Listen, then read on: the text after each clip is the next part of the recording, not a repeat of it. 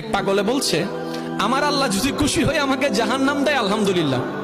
এবার শিক্ষিত সমাজ যারা আমাদের মতো কিছু আছে না, বেশি পণ্ডিত, এবার যাই বলতেছে সবাই চাই জান্নাতে যাইতে, এই পাগলে চাই জাহান্নামে যাইতে। কত বড় গাদা। পাগলে মুস্কি হেসে বলে যায়, হ্যাঁ ঠিকই বলছেন, আপনাদের মতো সুস্থ আমি হতে চাই না, এই পাগলেই থাকতে চাই। এবার তাদের একটু টনক লটলো, কই কেন? সবাই চাই জান্নাত, তুমি চাচ্ছ জাহান্নাম। বলে যে ভাইয়ারা, আপনারা মনে হয় আমার কথাটা খেয়াল করেন নাই। আমি বলেছি আমার রব যদি খুশি হয়ে, আমার রব যদি খুশি হয়ে আমাকে জাহান্নাম দেয়, আমি সেটাও নিতে রাজি। বলে যে এখনো বুঝলাম না। পাগল বলে জ্ঞান দিয়ে রবের বিষয় বোঝা যায় না, দিল দিয়ে বুঝতে হয়। আরে শুনো, রব যখন খুশি হয়ে যাবে জাহান্নামটা জান্নাত হয়ে যাবে, রব যখন নারাজ হয়ে যাবে জান্নাতটা জাহান্নাম হয়ে যাবে।